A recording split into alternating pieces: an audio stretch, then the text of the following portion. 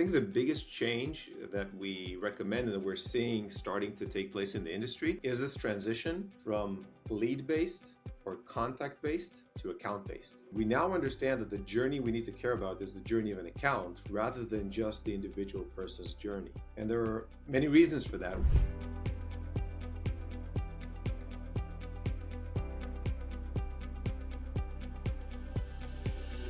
Hello, dear listeners. So welcome to the Startup Sales Talks episode. Today we have an Avishai Sharon, CEO, co-founder of TrenDemon. Very excited company. Avishai is a real veteran in the marketing world. So happy to pick your brains today, Avishai. How are you feeling? I'm feeling good. Thanks, Don, for having me. It's a pleasure.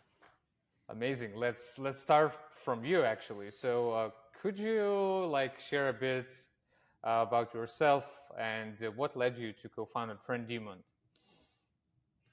I think everybody in this space got into this space by mistake because, when we were growing up, there was no digital marketing profession that you could aspire to. So I think we all found ourselves in this position. My journey actually started back in the Israeli Air Force. I was dealing with geographic information systems and navigation, designing and being in charge of these navigation platforms and algorithms.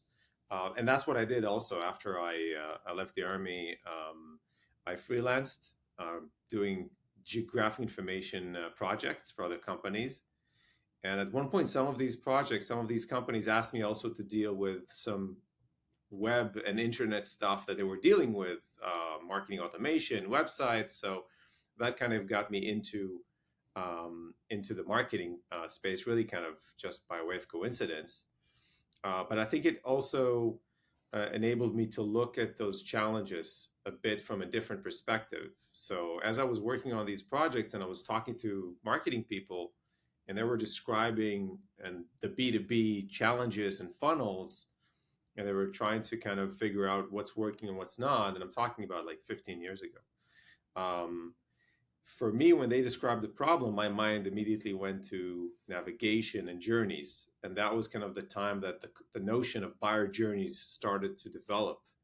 And so for me, it was really kind of understanding the journey had to be the key to doing better marketing and understanding kind of buyer's intent and everything that came afterwards. So just by coincidence, I came in, like I said, from the maps and the navigation, but then found the comparables to what we're doing today in terms of buyer journeys. Okay, very interesting. And can you tell us a bit more about the company itself and the brief overview of the products that you develop and the problems that you're currently tackling with your company? Yeah, so I actually started before TrenDemon. I was running a marketing agency. So as I kind of figured that marketing was something that I wanted to kind of do more of, build the agency. And the challenge that I had was really showing the impact of marketing on sales. And that was kind of the reason that I started thinking about a product around that. So the initial product that we built in TrenDemon was actually a platform that maps buyer journeys. Fast forward to today. So TrenDemon today is a website experience optimization platform for B2B companies. And we improve the website conversion rates through better journeys. So we understand which content is performing, which experiences, who are the accounts that are coming in, who are the people that are coming in, so that we can better deliver them a better experience. So that's what the company does today. We're working in Europe, in the US, in Japan. We have an office, and partnering with the ABM and the marketing automation and CRMs of the world. Got it. Our mutual friend that we had an episode before, he did business in China. That was a bit, let's say, unique market to be in. Now, Avishai, you just mentioned Japan. So how it happened? What was their entry in the market? Can you briefly tell the story here? I think that it would be more accurate to say that Japan entered us rather than we entered Japan. And the reason is that we met with a group from Dentsu a few years ago who was in Israel meeting technology and startups and technology companies, and that's kind of where the connection was made. And I think we love adventure. So my partner Halel and I were discussing, and we were just excited about doing something with Japan because it was so foreign, because it was so far and strange. Um, but Dentsu has been, and they are amazing partners, helped us on board, helped us operate there and build an operation, a local operation there. And in Japan specifically, I think you need to be there. It's not like any other territory. We can just say, okay, we're going to have somebody from here is going to serve there. You have to really invest in that market. But when you do, there's a lot of trust and commitment and support that you're getting from the partners there. So we're really happy, and just came back from 3 weeks in Japan with a family. So brought my wife and the Oh. kids to travel and see the place. So any of those listeners who haven't had the chance, I highly recommend it. It's not easy doing business in Japan, but it's a very good long term investment. At least it was for us. Got it.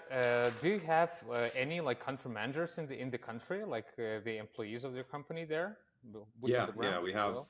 we have a Okay, team there, country manager, customer success, um, local office, the works. got it. Okay. Today with Avishai, we discussed that we will focus on the very specific topic of blending inbound and outbound. When I met Avishai first time in his city, I was always like an outbound guy, and I was surprised about Avishai's approach. That the way to go is actually combining the best of both worlds. So we're going to dive very deep today into how to do it practically and what kind of benefits you can expect. So, Avishai, let's start from the high level. Let's say, so what is the strategic importance for the company to combine both outbound and inbound? And maybe you can explain for the audience in a very simple terms what is the key difference between those two channels. So I think maybe it could be helpful to take first of all a step back and look before how we're doing things, kind of why we want to do certain things. And I think the first thing that we realized, that I realized, looking at data, and I think we all as B2B marketers understand, B2B journeys are very complex. So everybody knows that. But when we look at the data, and this is just something where we recently released in terms of the complexity of the B2B journey. So in 23, for example, per each account that had a pipeline opportunity, we had 13 people from that company visit the website, 51 sessions, 81 pages read. That was in 23. 24, we're seeing a decrease in attention. So less people. So we have 9 people per company, not 13, and 33 sessions, not 51, and 54 pages. So it's still complex and with a few attention or lesser attention than there was previously. And of course, the buyer journey, when you look at it, is made up of many touch points. Some of them are inbound, some of them are outbound, some of them are offline. Right? It's a very complex journey. But what remains constant is the people that you're trying to engage. Right? They are the thing that moves forward. The people within the buying group. They're the ones that you're trying to influence, to engage with, to sell to.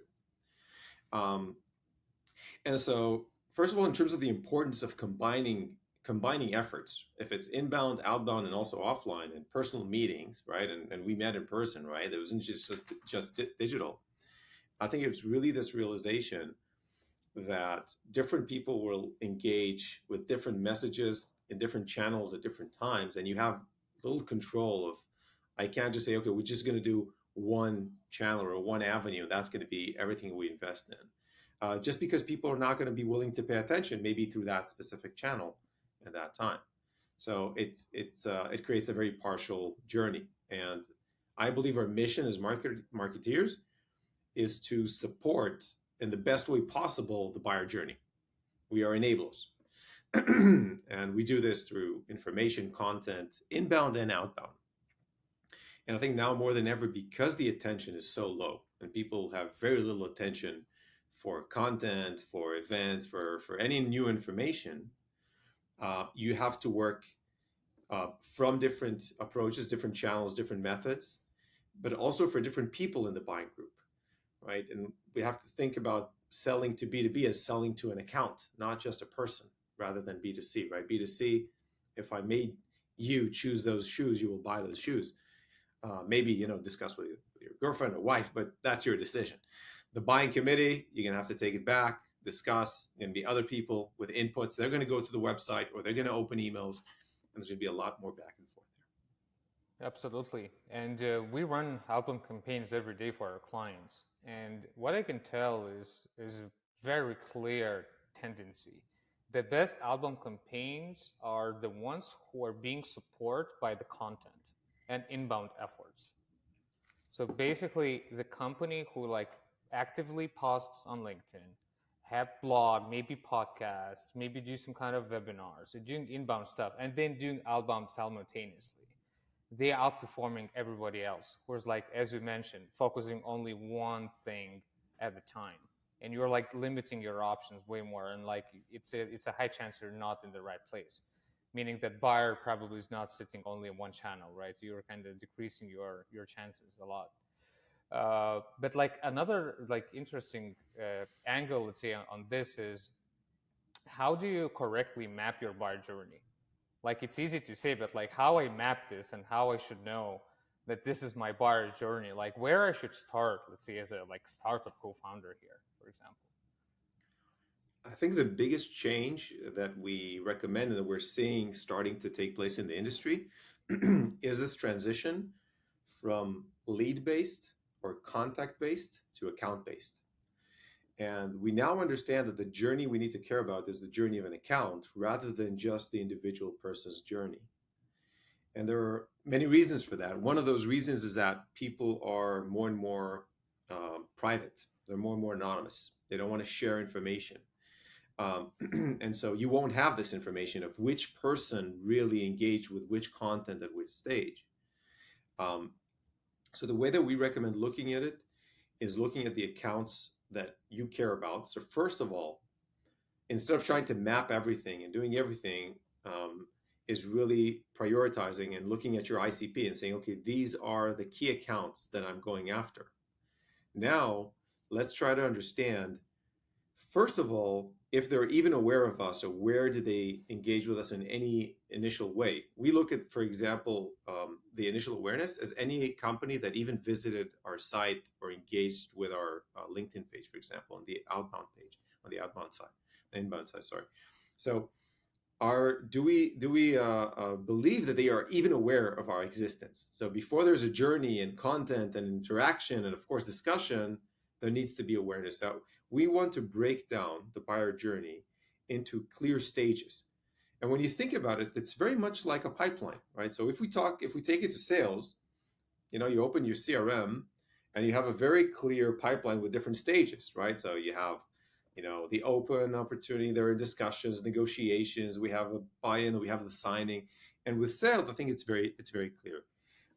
With marketing, we're trying to extend this view and saying, okay, let's understand which accounts are at the awareness stage, which accounts are really engaged with our content, even anonymously. And let's put aside the specific people right now, the emails. And this gives us a better understanding, for example, how to push and prioritize outbound, because that gives us a better success when we're doing outbound.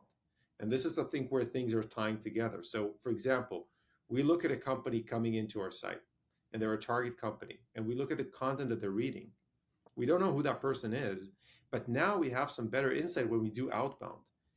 And we can approach them, again, first with content and the way that, and again, happy to hear in terms of how your work in that space is that we believe that unless you're able to provide value to your prospects, you will not get to that point of being able to pitch your product. So it really is about delivering value. Now, to deliver value, and what is value? I can create a lot of content today with AI. Value, at least in my understanding, is something that helps the other person be successful in their job. If I can give you something that makes you successful in your job, if it's a content or a tool or whatever, that is, I think, the foundation of building trust And with trust, you can capture attention, which is what we're trying to do. We're trying to capture somebody's attention that they were willing to listen to us and maybe even respond to us. But that's at the end of the day what we're trying to do. Um, and so that's how we're looking at connecting those dots in terms of the buyer journey. And then we have a better sense of which account is where. Are they, you know, they just came across us, they're reading more content. And then I think the outbound motion can be significantly more effective than just saying, okay, let's just go all guns on all the market. And I think it even has a a risk of closing some otherwise companies that would be interested if we're approaching them uh, without value, right? Because then our gut reaction would be, okay, block, mute, that really is a Yeah. challenge. But I'm curious to hear how you're seeing kind of this motion of outbound and how you see inbound feeding into outbound motions. I totally agree what you said, and I think there's one more important thing that content does for you is building the trust. Content is establishing the trust. Meaning, let's imagine the typical scenario. I'm outreaching you. I'm sending you cold email, like cold emails, right? Cold calls, LinkedIn messages. The first thing we're going to do, it's probably 90% of the chance you're going to go to my LinkedIn profile. You're going to check my company on the website, right? These are the things that are going to do, probably before even responding to my email, right? Mm-hmm. If there I have like legit content, okay, first of all, as you mentioned, we're giving the value.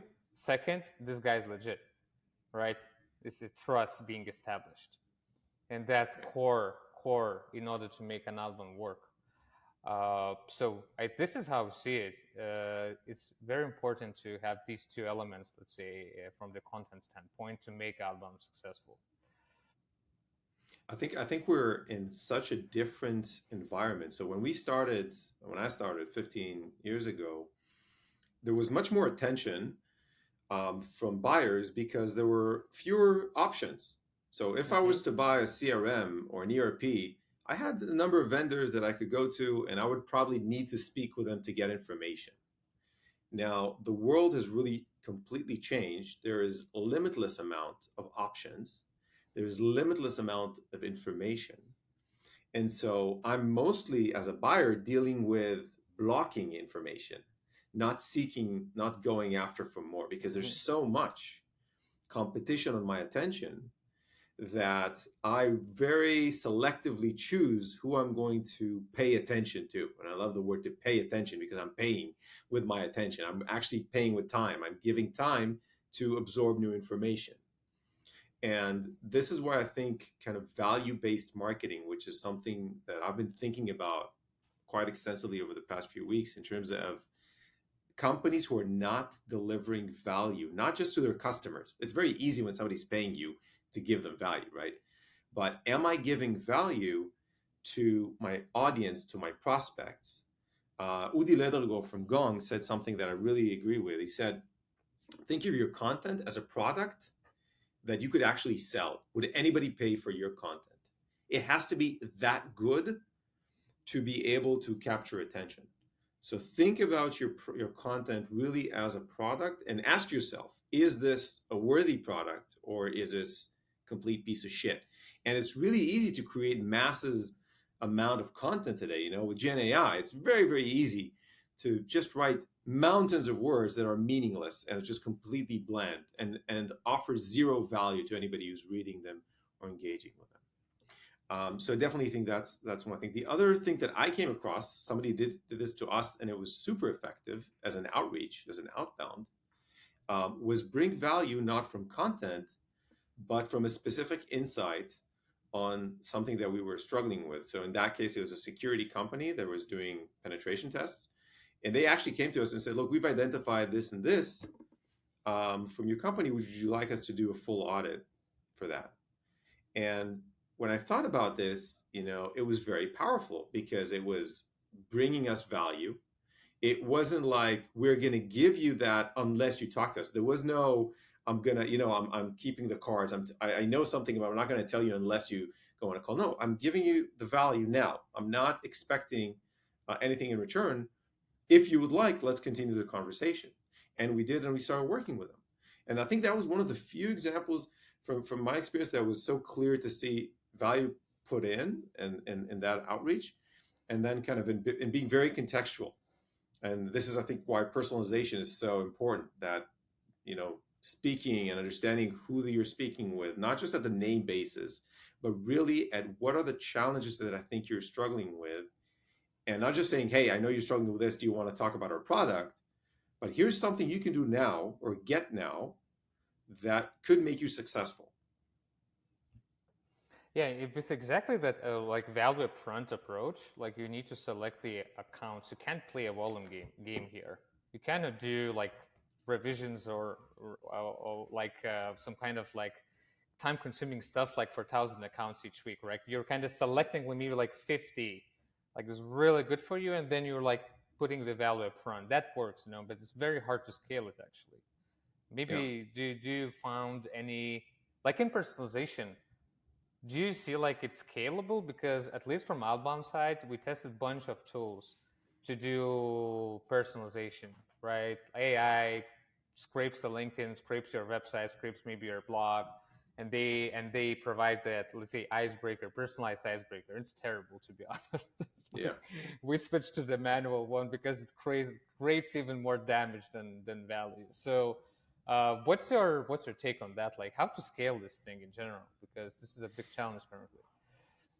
I think we need to think of personalization in a different sense than just kind of the technology Yeah. or that aspect, but really look at groups of people and what we believe could really be, again, valuable or interesting to them. For me, that is could be personalization enough, because if I understand that, for example, a CMO or VP marketing, they care about conversion benchmarks, and we have a great paper on that, and that helps them make the case for a budget for next year, then great. That was personalized enough, because again, when you kind of scrape away the cosmetics, people want to understand, what are you really telling me that's unique. And I agree, sometimes very specific efforts like the pen tester, that wasn't very scalable. But I think what's critical is really this prioritization of accounts. I can't be personal and effective and valuable to 10,000 companies. I need to select 100, 200, 1,000, whatever.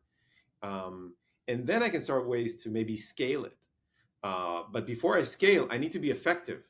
And I think people start by solving scale before they solve effectiveness, right? They go, okay, we need to do, it's a numbers game. It isn't just a numbers game.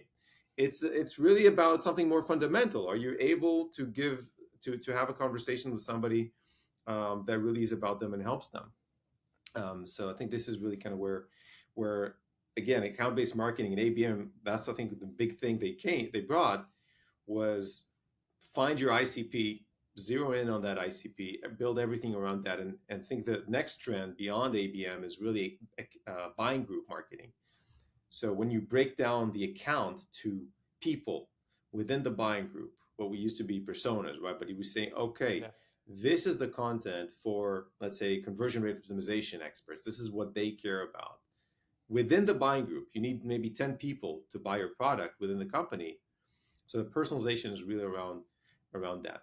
The other thing is that we are, as people on social, on online, we're emitting a lot of signals. I think there is a very big opportunity to really connect and listen to those signals and use them to create better conversations.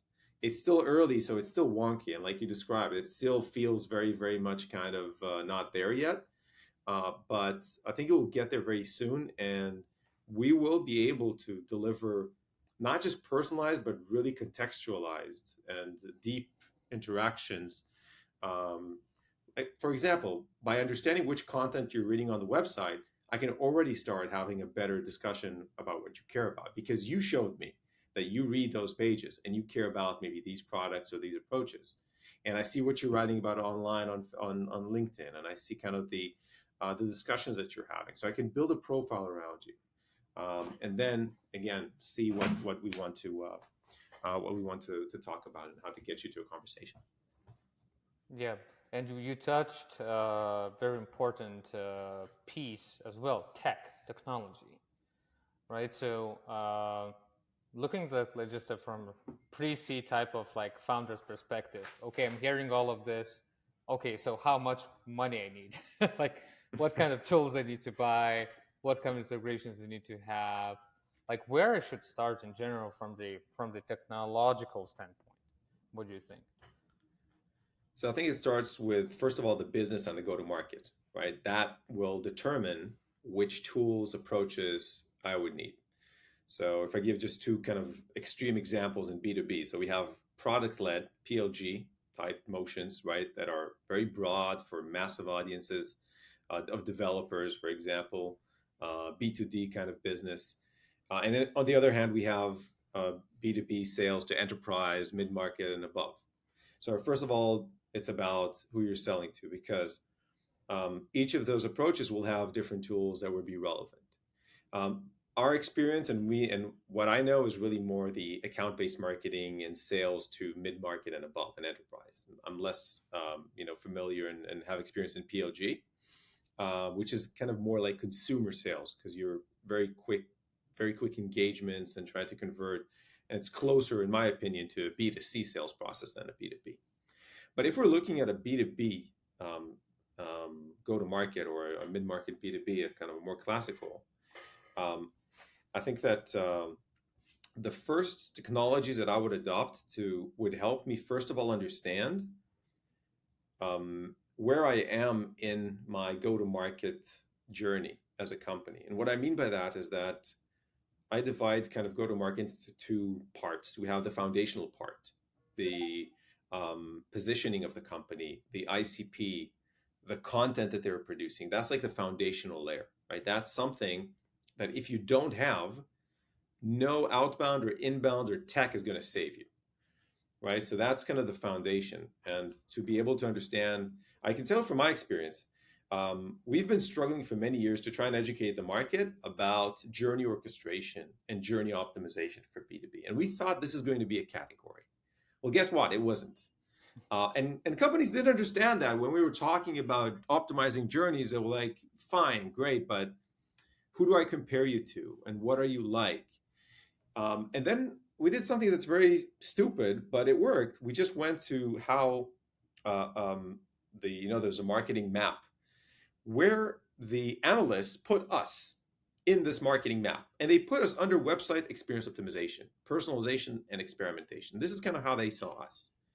And that also said, okay, if this is how the market sees us, and this is how the market, and this is how it's very easy for us to explain what we do, let's just cut the fluff and just say on our site, this is what we do. And it was very important because before that, people came to our site or came to conversations or went on discovery calls with sales, and they didn't know what we were doing. So even if we got those meetings, it was very difficult for them to understand why they need us.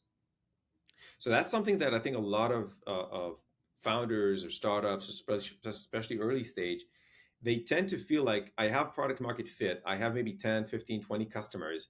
I need to now scale go to market. No, you're not ready because you don't have what we call marketing market fit. You don't really know how to market yourself because nobody can position you correctly. And then none of the activities would work. So I think this is really kind of the foundation. So if we have that, let's say we are, and we're a bit more farther along, I would say the first step that I would adopt is just a tool that helps us understand and de-anonymize companies coming in. I think this is step one, because what this allows us to understand is whether our ICP that we've defined is aware of us. Because if they're not aware of us, then our problem is to build that awareness, to build that brand, to do this inbound, this content, to generate that buzz, to do those different activities, outreach, but get our name out there because nobody knows who you are. Once we have that, then we need to understand, is our content effective? And what we're saying is the content that we're producing interesting enough to our target audience, right? So measuring that is also important to understand that foundation. But if we just need like a starting point of that, I would say there is this data, it's accessible, it's something that is relatively cheap, sometimes even free to get. So it isn't a major investment, but it can really help you prioritize where your go-to-market gaps are, right? Is this the acquisition? Is this the content? Is this optimization? So they're reading, but they're not converting. Something is messed up in that part. So as a quick round, that would be my recommendation as a first step. Got it. And where to get the data? Like how we should extract this? Um, so there are numerous ways that you can go about HubSpot, for example, right? They offer through Clearbit de-anonymization. Okay. We offer this through our platform and through our partners. Anybody working with our partners can get access. So reach out to Dom and work with them. And get access to this data. I think more important than just the data is the context of, okay, they're coming in, what are they doing, what are they actually reading, and then use that again as a feedback loop, not just as a single report. I think otherwise it's just like looking at traffic, right? You're looking at traffic and you're seeing your traffic go up, but it doesn't tell you anything about your business. um, we're taking a step down and saying, okay, just look at the accounts that we care about. Are they coming in to our site? Great, they are. Next question: are they really engaging with our content, with our information? Um, and again, this is, I think, the foundation for any kind of those motions afterwards that you want to scale. Like, okay, they understand who we are, they understand what we do, and we have good content. Now is a good time to really start scaling uh, other activities that we want to go. Yeah. And here the content plays a huge part because your content should be a strategical content. You should talk about the things that your SAP cares of. Like I saw multiple times, like founder posting a content about like, I don't know, like random stuff, but they're selling to CCOs. Like we're not talking about like financial things, right? Like you need to align your content as well to get that attention, as you said, that just for them to be aware of you, right? And the content is a perfect thing for that, actually. Yeah. Even the memes about financial stuff can be a good starting point. I mean, like the guys who are going to laugh at that probably be finance guys that you want to attract, for example, right? So this is quite simplified when you think about that, but it's not obvious when you start that. So okay, and Avishai, And when you think about it, yeah, sure, we are in the business of communication, and communication is right. It's not just about the talking; it's about the listening. It's about my ability or my company's ability to listen to what my target audience cares about. And it's not just about the likes, right? I can post a post on LinkedIn and get many likes because it's funny, but again, none of them are in my target audience or relevant or my exactly, ICPs, right? So it's just like the website. Maybe I have a very successful SEO strategy that got me a lot of traffic, but it's not relevant because they were talking about something that's very popular, and I was managing to get that traffic. So we're not just trying to be kind of rock stars or win popularity contests. We're trying to promote the business, and that requires, again, this building this ability to listen and social on email, right? Like the ability to understand whether they interacted at the account level. And when yep, we talked about this prior, how do you connect outbound to inbound? Going back to kind of our main topic, it really is about understanding that when I'm doing outbound to accounts, I have other ways to look if they're coming back to me, even if that same person did not respond. And we had that. We know this when we look at the data. You have these outreach activities, and then suddenly a few days later, you have a demo from that account sign up, maybe from a different person in the company. Now, of course, there was an influence, right? It wasn't a coincidence. You targeted them, you reached out to them, you looked at and you saw that they're coming in. Maybe not even from that specific mail. Maybe they went, like you said, they went online, they clicked everybody knows the emails are tracked, so people are even more hesitant. So they say, okay, you know what? I don't want to give them the pleasure of seeing the click rates. I'm just gonna go directly. I'm gonna go to their website and find that. Um, and it gives a very so when you're just looking from one channel, you're getting a very distorted picture because you say, okay, email doesn't work, or I tried paid and it didn't work. But maybe a relevant company saw my ad there, then came to our site, and there was a meaningful discussion there. So of course they're connected. I think it's a question of execution. How do you do this, especially at smaller companies, without kind of drowning in reports and data and RevOps and connecting all those technology pieces together? How do you synchronize between them? That is really I think one of the big challenges that companies currently face. Yeah, yeah, picking the right channel. I think that's core as well. I think there's a framework called Rice. You can Google it basically. So it helps to choose the right channel, and you always need to have your common sense involved, because if you are going after real estate guys, maybe it's not the best idea to be really active on LinkedIn. Maybe it's a better idea to pick up the phone and call them, right? Right. Like activate that common sense. Definitely, that's important. Of course, common sense is not so common as we know, but this is why we do this podcast. Anyway, about the case study. So Avishai, work with the companies all over the world, right? Different sizes.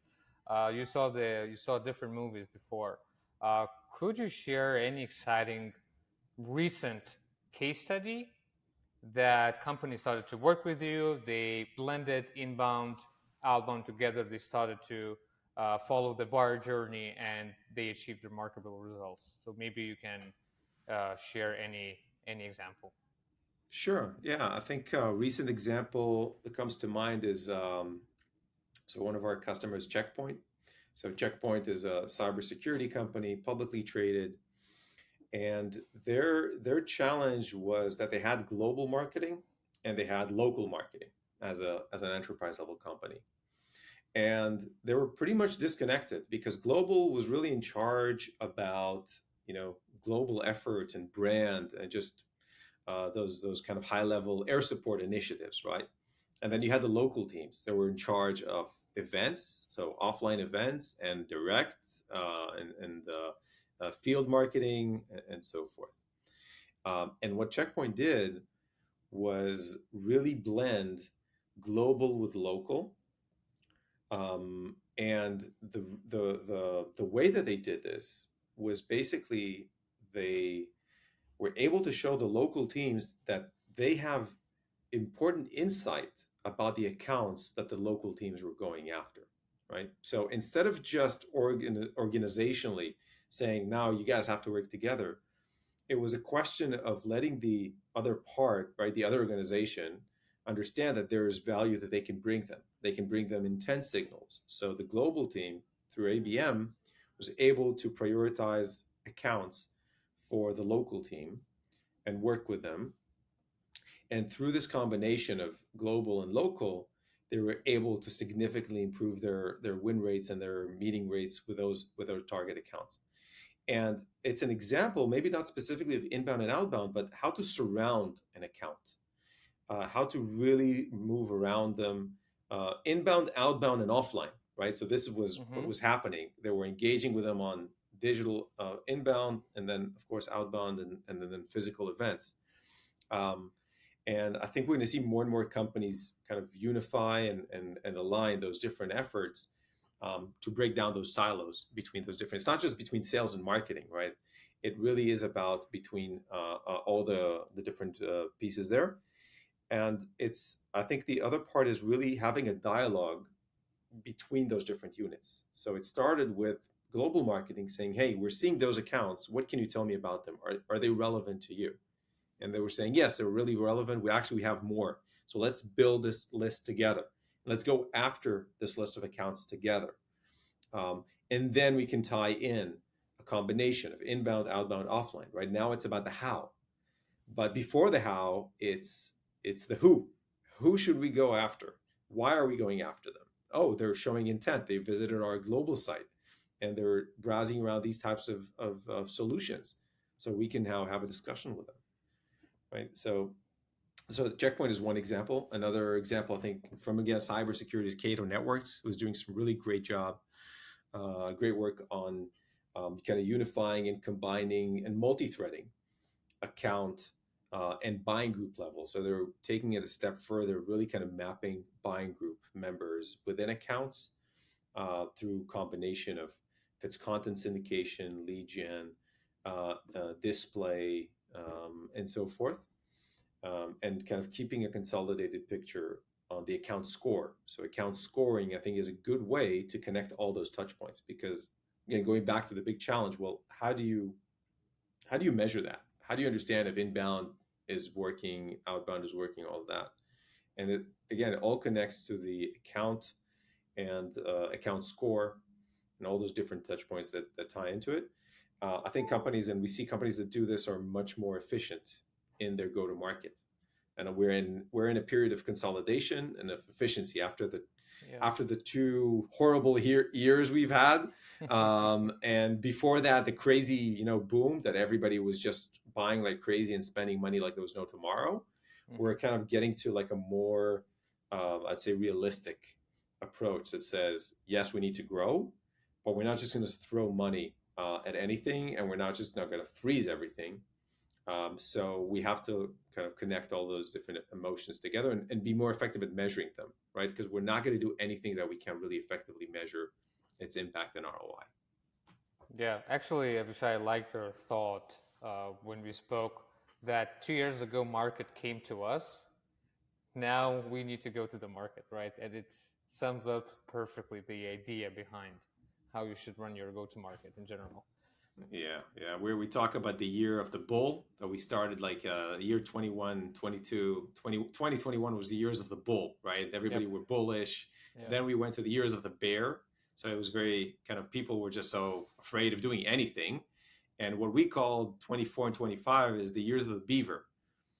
Beavers because they're building infrastructure. They're small, and they connect like the pieces of straw, and they're building dams because one day the river will start flowing, and we're going to have money coming back in, and Yep. you want to lay this infrastructure. And I think this is the period where we're seeing more companies lay better infrastructure with their operations, with their content, with their brand, kind of going back to marketing fundamentals, because they're going to be the first ones that are going to get to catch the wave when again things are going to start opening up and companies are going to start buying again. B2C has started to recover. I know B2B still is in recovery stage. It still hasn't picked up, but it will. And I think that's why it's a good foundation time, right? It's a good time to look at your house, see that your things are in order, do those things, and see kind of where you are in the market. Yeah. Yeah. Yeah. Actually, like from at least from our perspective, we see like positive signs from the market. For example, we had like best month ever, like June. A revenue, new clients, like everything. And when I speak with the customers, I mean those vibes. Let's say that there's no money, like we should save as hell. It's a kind of bit, let's say, going to the second plan, and people are getting away a bit more like a bullish, but not too much. So it's still a recovery stage. You feel it, but it's a very positive signs, I would say, at least from I my standpoint. see. I see in the data also.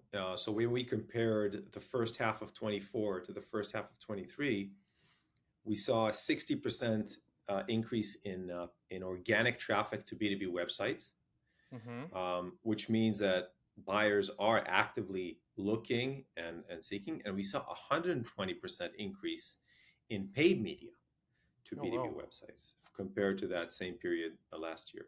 And I think this is a big indicator of optimism. I'm not saying that it's going to fully Yeah. translate to revenue yet, but it gives a sense of kind of how bullish marketers are starting to become, that they're willing to spend to put money on paid, which they were kind of really stopping in 22, 23. So I agree that those are those signs. In terms of conversion rates to pipeline, so the benchmarks that we're seeing is that in 23, the conversion rate from a visiting account to a pipeline opportunity that passed through the website was 1.3%. And that's, again, the account level. So you could have 5 people from a company. If the company reached pipeline stage, then it was a conversion, right? So the number of companies versus number of pipeline opportunities. In 24, we're seeing a small increase to 1.5% conversion. So it's a 15% increase. But still the conversion to revenue, so from opportunity to closed one, it's still the same. It's 0.6%. So 0.6% of all the companies visiting your site should be translating into revenue. So that still hasn't grown. But I think that because the number of opportunities is growing, we're going to see growth in revenue towards Q3, Q4. Amazing that you're starting to see that. I think, in the marketing, we are the front runners, so we see those shifts as Very they fast. happen, right? Yep. When we're the first ones to either get the budget or stop the budget. So we have Absolutely. that maybe prior visibility.